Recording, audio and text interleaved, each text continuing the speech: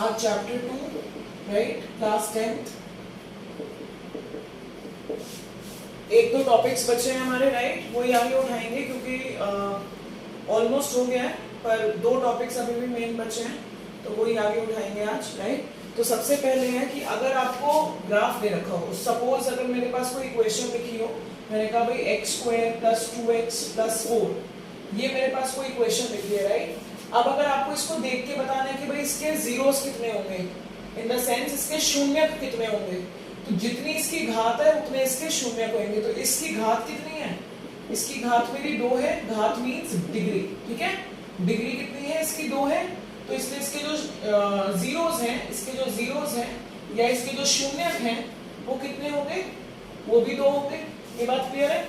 But अगर हमको ये नहीं दी हुई, अगर मुझे इक्वेशन नहीं दी हुई, मुझे सिर्फ ग्राफ दे रखे हैं, उससे अगर मुझे शून्यक निकालने के लिए कितने नंबर होंगे शून्यक के, इन द सेंस एक शून्यक होगा, 2 होगा, 3 होंगे, तो कैसे पता लगेगा, तो वो अब हम सीखेंगे, राइट। ग्राफिकल वे से कि हमें कैसे पता लगेगा कि जो जीरोस एग्जिस्ट कर रहे हैं वो कितने हैं नंबर में, 1 जीरो है, 2 जीरो है, 4 जीरो है, कितने जीरो है, राइट।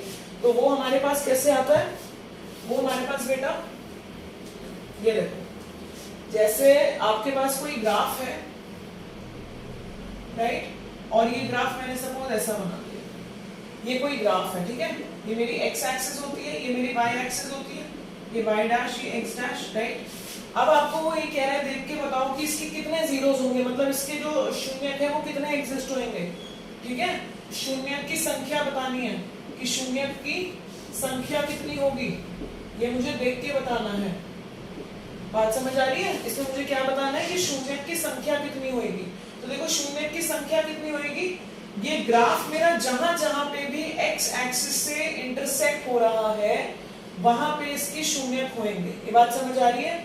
जहां जहां भी मेरा जो ग्राफ है वो ये लेटी हुई एक्सिस है, x एक्सिस मेरी लेटी हुई एक्सिस होती है, जहां जहां से मेरा ग्राफ इस लेटी हुई एक्सिस को इंटरसेक्ट कर रहा है वहां वहां इसके क्या होंगे, शून्यक होंगे। तो हम कह सकते हैं कि भाई एक देखो यहाँ पे इंटरसेक्ट कर रहा है, एक मेरा यहाँ पे इंटरसेक्ट कर रहा है एक्स एक्सिस को, एक यहाँ कर रहा है, एक यहाँ कर रहा है, तो मैं क्या लिख दूंगी भाई, शून्यक की संख्या कितनी होगी इसकी, इसकी जो शून्यक की संख्या है, शून्यक की संख्या वो कितनी होगी बेटा, शून्यक की संख्या बोलो या नंबर ऑफ जीरोस बोलो, या फिर क्या बोलेंगे, नंबर ऑफ जीरोस। तो कितने होंगे भाई, जहां जहां पे भी ये ग्राफ मेरा x एक्सिस को इंटरसेक्ट कर रहा है उतने इसके जीरोस होंगे, ठीक है। तो 1 2 3 4, तो इसके कितने जीरोस होंगे, इसके 4 जीरो होंगे, राइट। ऐसा एक और एग्जांपल उठाते हैं, ये वाला अगर समझ आ गया, एक और एग्जांपल उठाएंगे।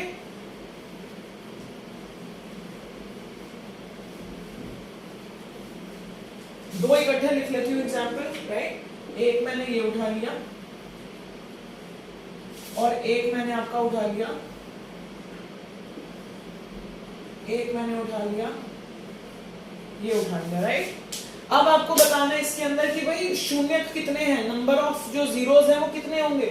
आप देखो सबसे फर्स्ट वाला उठाते हैं, ये वाला उठाते हैं।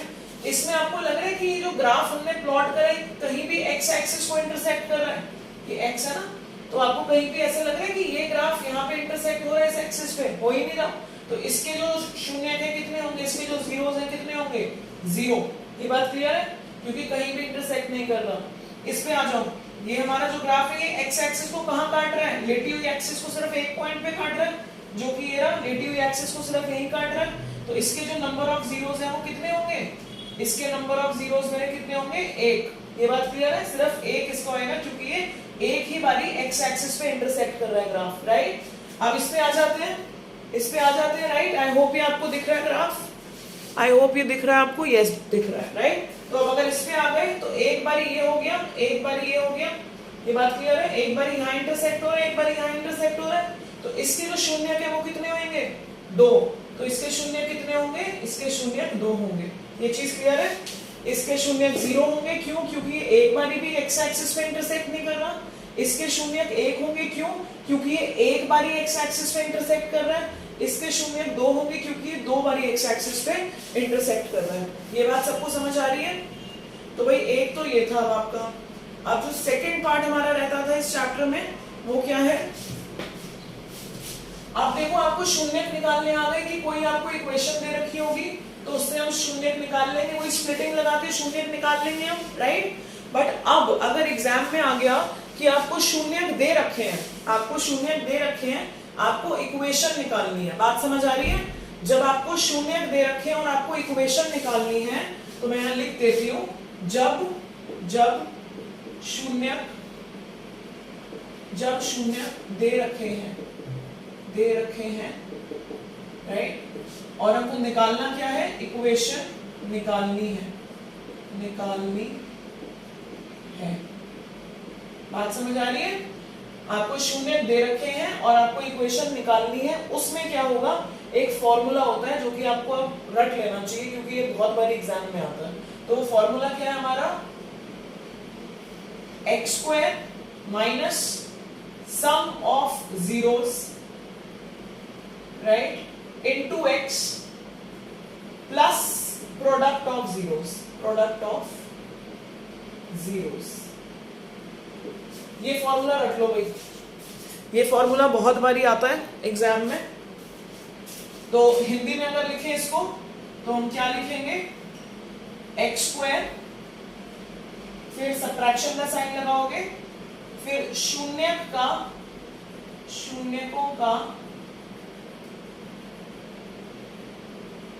का योग इनटू एक्स प्लस शून्यकों का गुणनफल। ये हो गया आपका हिंदी में। ये चीज क्लियर है। तो एक एग्जाम्पल उठाते हैं, ये चीज लिखे रखते हैं, ठीक है, एक एग्जाम्पल उठाते हैं जिससे आपको क्लियर हो जाए। तो अगर मेरे को शून्य या फिर जो गुणांक है वो मुझे दे रखे हैं, तो शून्य की समझ लेते हैं, जीरो समझ लेते हैं। अगर अल्फा मेरे को 2 दे रखा है और बीटा मेरे को क्या दे रखा है, 3 दे रखा है, राइट। अब इन्होंने मुझसे कहा कि भाई इसका आपको क्या निकालना है, इसका आपको इक्वेशन निकालनी है कि इक्वेशन क्या होगी।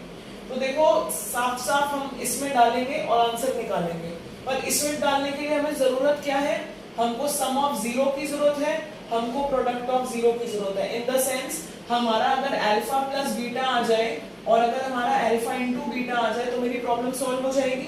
तो मेरा ये कैसे आएगा, ऑब्वियसली जो जीरो दे रखे हैं वो आपस में प्लस हो जाएंगे।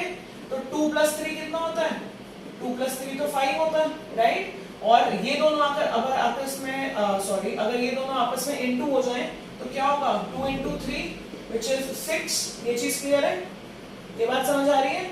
बस अब आपके पास ये भी आ गया, क्या, शून्यकों का योग भी आ गया और शून्यकों का गुणनफल भी आ गया, ठीक है। ये दोनों चीजें आपके पास आ गई। अब जब ये दोनों चीजें आपके पास आ गई, बस अब तो इसी इक्वेशन में रखना है, आसान हो गया काम। तो कैसे रखोगे, एज इट इज ये लिख दोगे, फिर ब्रैकेट एक्स स्क्वायर, सब्ट्रैक्शन का sign as it is, sum of zero, शून्यकों का योग, ये क्या होता है 5, फिर x आ रहा है तो x as it is, right, फिर प्लस शून्यकों का जब n2 हो रहे हैं हमारे पास, राइट, मतलब अल्फा इंटू बीटा, तो वो क्या है 6। तो मेरे पास जो इक्वेशन है, जो रिक्वायर्ड इक्वेशन है वो क्या आ गई, ये इक्वेशन आ गई। ये चीज क्लियर है, आई होप ये चीज समझ आ रही है आप लोगों को। एक और एग्जांपल उठा लेते हैं। अच्छा, इसको इजी लैंग्वेज में लिख दूं तो थोड़ा और इजी लगेगा आप लोगों को, ये मिटा देती हूँ। तो इसको और इजी लैंग्वेज में ऐसे लिख सकते हैं, शून्यकों का योग हो रहा है तो मैंने भी डायरेक्टली ये लिख दिया, और यहाँ पे क्या हो रहा है, इनका प्रोडक्ट लिया जा रहा है, तो ये हमारे पास इक्वेशन होती है।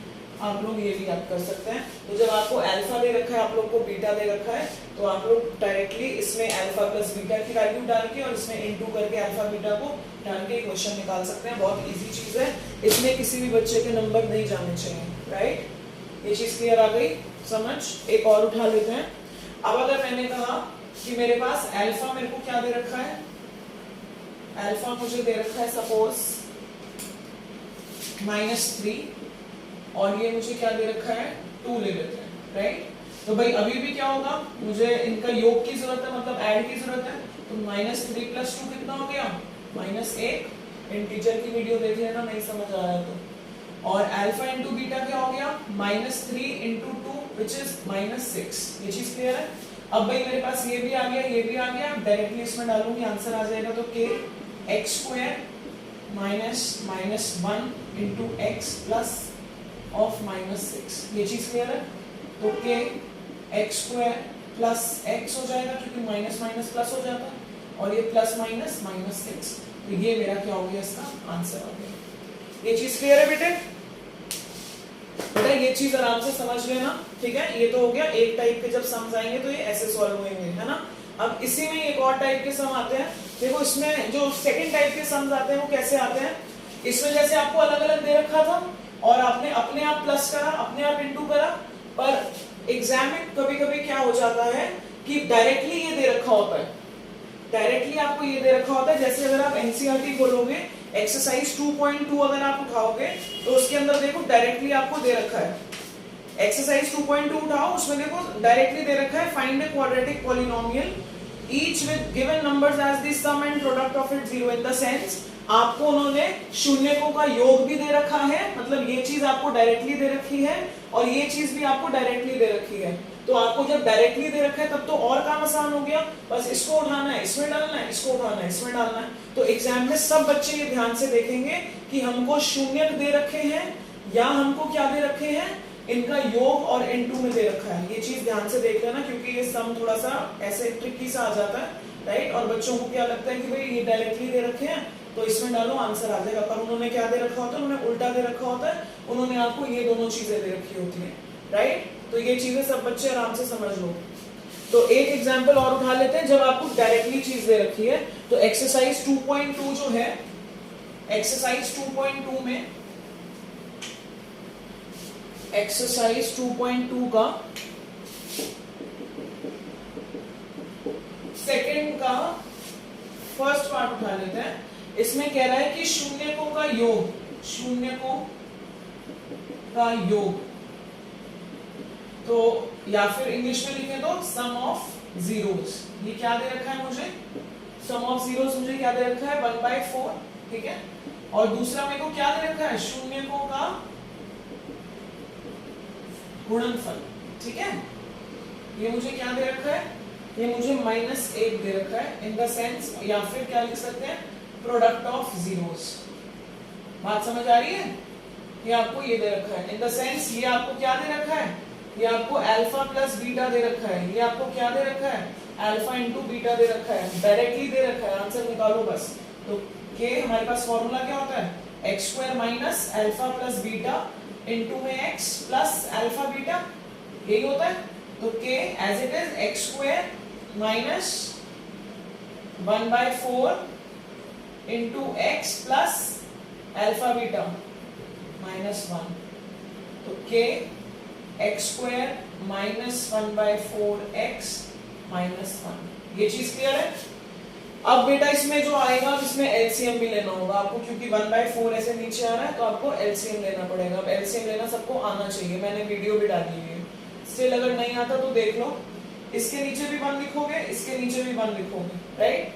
हमारा एम क्या होना चाहिए कि मेरे को नीचे का सारी आइटम सेम लानी है, मतलब 4 आया हुआ है तो यहाँ भी 4 आ जाए, यहाँ भी 4 आ जाए, राइट? तो 4 अपने आप तो आएगा नहीं, मुझे खुद ही लिखना पड़ेगा। तो भाई यहाँ पे भी इंटू 4 होगा और ऊपर भी इंटू 4 होगा। ये बात समझ आ रही है? यहाँ भी मैंने इंटू 4 करा, ऊपर भी मैंने इंटू 4 करा, ऐसे ही यहाँ भी मेरा इंटू 4 होगा और ऊपर भी मेरा इंटू 4 होगा। बात समझ आ रही है? यहाँ भी इंटू 4, यहाँ भी इंटू 4, यहाँ भी इंटू 4, यहाँ भी इंटू 4। तो अब मेरे पास क्या आ गया, अब मेरे पास आ गया 4x square minus x -4 upon में 4, राइट? अब ये वाला 4 मैं कहाँ ले जाऊंगी, इस वाले 4 को मैं बाहर लेके जा सकती हूँ। तो k/4 4x square minus x -4, ये चीज समझ आ रही है? तो ये आपका क्या हो गया, ये आपका आंसर हो गया। बात क्लियर है सबको बेटे? ये बात सबको क्लियर है? तो ऐसे सम आएंगे, राइट? तो ये सेकंड चैप्टर जो है ये हमारा ऑलमोस्ट खत्म है, मतलब ऑलमोस्ट खत्म नहीं है, खत्म ही है, राइट? अब अगली क्लास में मैं चैप्टर 1 की वीडियो डालूंगी। HCF LCM मैंने आपको सिखा दिया है। अब √3 इज इरेशनल, √2 इज इरेशनल, ये डालना है, तो वो अगली क्लास में डालूंगी, राइट? अभी ये सब रिवाइज कर लेना क्योंकि कल टेस्ट है आप लोगों का।